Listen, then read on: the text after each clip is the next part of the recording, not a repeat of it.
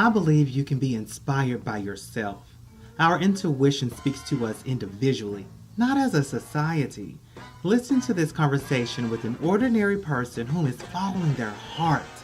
These conversations will unlock ways for you to hear your own intuition. Welcome to Inspired by Jimmy L, the talk show. All righty. Good day, everybody. Welcome to another wonderful episode of Inspired by Jimmy L, where we're having some amazing positivity conversations. I like to keep everyone, or at least I like to keep these conversations short and simple to my 10 to 15 minute time span. I like to value everyone's opinion, everyone's time, as well as our guest. Oh my gosh. So today we have on Rishi. I would not try to pronounce his last name. We just talked about that a second ago, but we're going to leave that alone. But he is an amazing, I'm going to say motivating coach. I know you have on there that you're an entrepreneur, and I know that is a big, broad range of things. But the amount of posts that I've seen you put in your, I believe in your group, but yeah, like, dude, like totally inspiring. It's something I actually want to bring up on the call on this conversation toward the end is the one that you did about the Matrix recently. Yeah. So I definitely got to get some insight on that. But without further ado, welcome to the show, Mr. Rishi. Thank you so much for having me, Jimmy. I appreciate it. We got my dog apparently is joining us on the call behind us. So I had to close the door. My baby's downstairs in her room, so I had to close the door. Like, yeah, I got you. Dogs are allowed.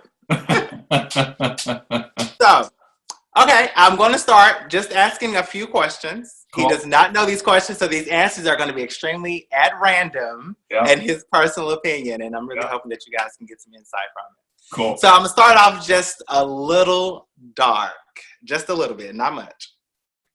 Okay. What excuses are you making right now that you need to correct? Wow. Yeah. It's like the interview. What are your greatest weaknesses, right? You know what? I think just like everybody else, I post these motivational quotes and I work in that stream of thought. But like everyone else, I have my own fears and my own sort of things that hold me back. And a lot of times I struggle with procrastination. And what that means is basically, I could do this tomorrow, so why would I even do it today, right? I'm one of those guys who, and I've always been this way, if something's due, let's say a project or something I'm working on the 29th of January, I tend to start on the 28th. Now, one would say that, I'm used to working in that atmosphere, so I feel like I'm used to that way of doing things now, but that's definitely something that I feel I tend to use it as an excuse. If I have an entire week to do things, maybe I can put some more thought into try and get this way or try this angle if I had a few extra days to try things out. But I think there's something I almost enjoy having a time crunch. And if I need to get something done by a particular date, that I can just focus all of my energy. So, it's something that I'm at least aware of that, hey, maybe you shouldn't procrastinate so much. But at the same time, I think that as long as you're putting the right energy into something, you're coming from a good place. Yeah, it's funny that you said that. I was listening to a podcast with Oprah, and I think she was interviewing RuPaul, come to think about it. But RuPaul was under talking about an issue that he had with that exact same thing.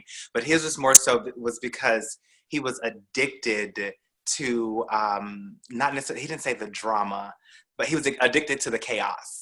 Is what he said. He was addicted to the controlled chaos. So I literally just listened to that maybe Saturday. And that was the first time I had ever heard, like you hear people being addicted to drugs and alcohol and so forth. Yep. But being addicted to the chaos, like something just clicked. So it's really interesting that you said that. Wow. In what context was he saying chaos? Well, because for the same reasons, waiting to the last minute. And one example that he gave was he would show up right at the time that he needed to be there. Oh, so, okay. Yeah. And so, and his words, not mine, but he was just like, you know what, like, bitch, I got this. And so I'm the best and I can show up late. Like, and that was his mindset. Right. And he said he was addicted to the chaos. And so, yeah. Cool. Yeah. Cool. Yeah. Okay. It didn't necessarily bridge off to the next question, but I definitely want to ask you, what is one thing that made you laugh or smile today? Not me, by the way. You cannot say Jimmy. You know what? And this is, it's funny you asked that.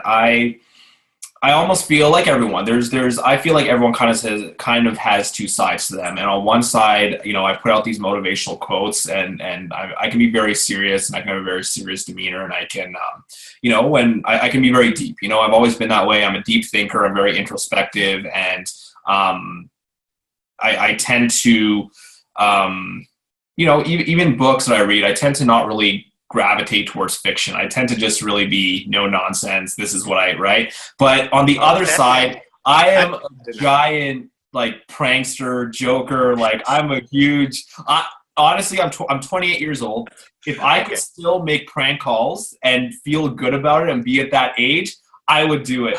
So I'm a huge fan of some of these YouTube pranksters, not necessarily the guys who run around and do dumb things, but, you know, the prank calls for sure. Those are things that, you know, if I'm working on something and I can have something on the background, it's just, it's juvenile, but I tested it just, you know, getting in touch with the inner kid, right? Never letting go of that. And I find that that's just something I've never been able to let go of, these damn prank calls and these jokes. So are you trying to tell me that you prank called somebody today?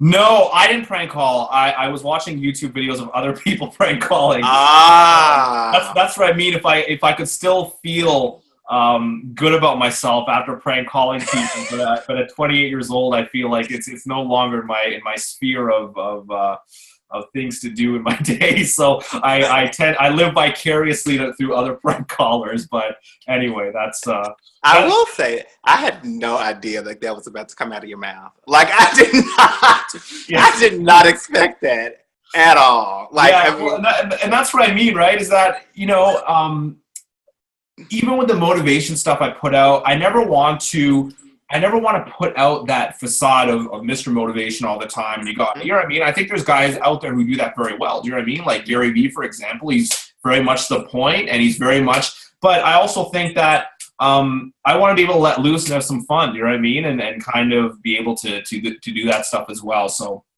it's something that's always sort of stayed with me is I'm a prankster. I play practical jokes with my girlfriend all the time, my friends and all that stuff. And anyway, that's something that tends to make me laugh throughout my day. So I'm still stuck on. I cannot believe that. Like I did not. I'm so serious. Like I did not see that.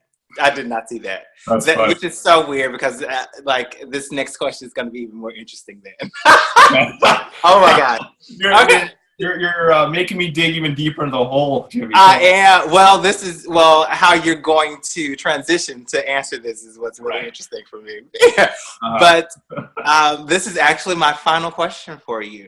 Time is kind of running out on us. Okay. But which is actually the reason for this show itself in general, this particular question. And I freaking love it because we're all different and we're all unique. But for you, Mr. Rishi, how do you define success and happiness?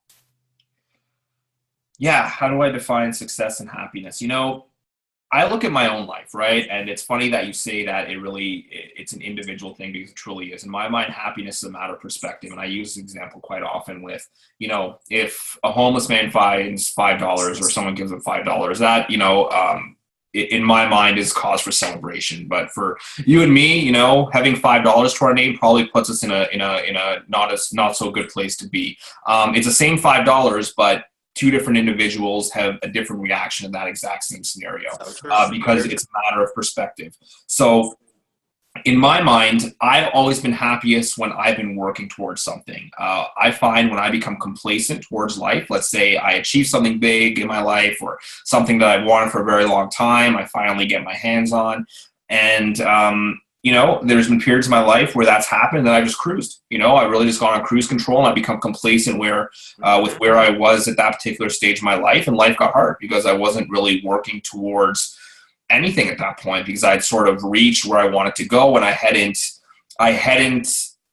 really created the awareness at that point in my life that you constantly need to be growing and you constantly need to be moving forward. So when I would achieve something, I'd kind of just go on cruise control. And I find that, at least with my life, but I think this is really the case with everyone, it's kind of the, you know, quote unquote, one of the secrets is that if you're not working towards something in life, I think life is going to keep throwing pebbles at you. It's going to keep throwing rocks at you because we're not here to be complacent. We're here to grow. We're here to evolve. We're here to move forward. And that's just evident in nature, right? That's just evident in our society. Everything is changing. Music's changing. Food is changing. The way we dress, the way we speak, all of that is constantly moving and changing and moving forward. So by default, if you stay the same, you're actually losing ground. Do you see what I mean? And that tends to create a certain level of despair and a certain level of dissatisfaction. So in my mind, I've always been happiest when I have something I need to work towards and I'm constantly making progress towards that ideal.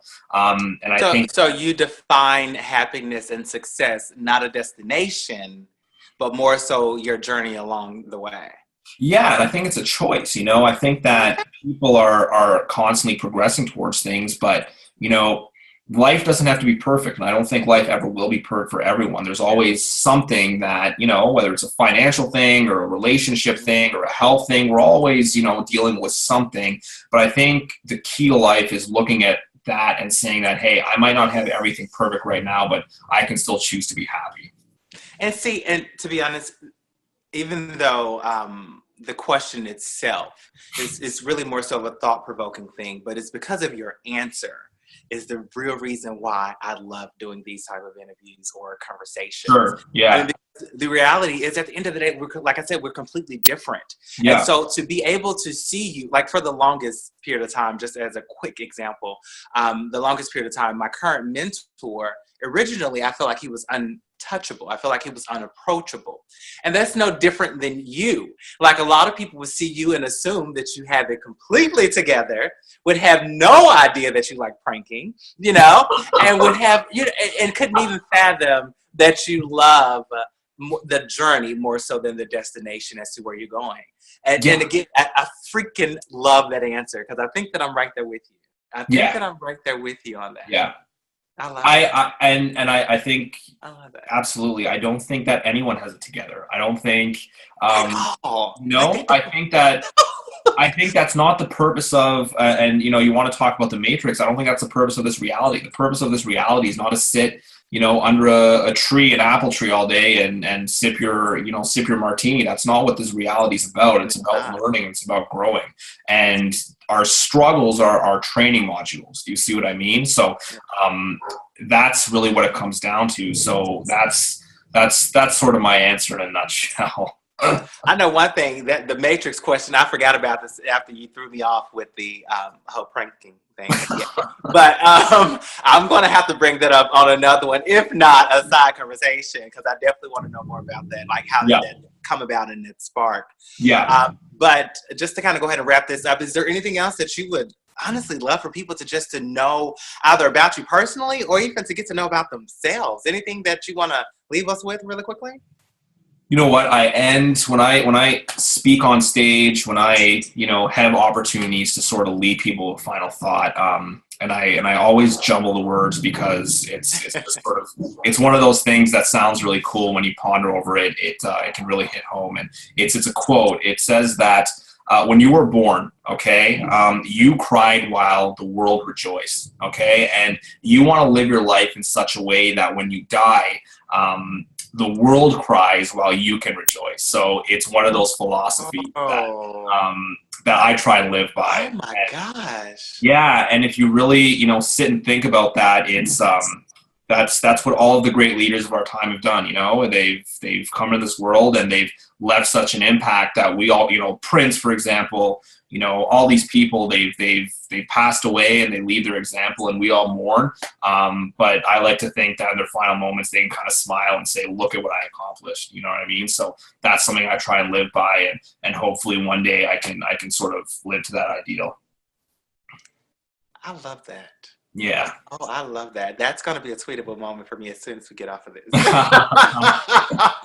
Cool. Wow. All right then. Well, Mr. Rishi, I definitely appreciate you coming on and having a chat with us. Very Thanks for having me, Jimmy. It's a pleasure, and I've always loved your energy, and I've always admired your zest for life, which I think a lot of people wish they had. So continue with that. It's a process. Oh, it is a journey every day. It is a journey every day. You're doing a good job, though, my man. So I definitely appreciate you taking the time to talk to me. So thank you. I appreciate that. Well, in the final words of what I love, oh my gosh, in the words of Norman Lear, to be continued. To be continued. Thank you. See you. Thanks again, man. Thanks a lot. And I'm about to message you now about the Matrix because I really. All right. Cool. Sounds good. All right, man. All right. Bye.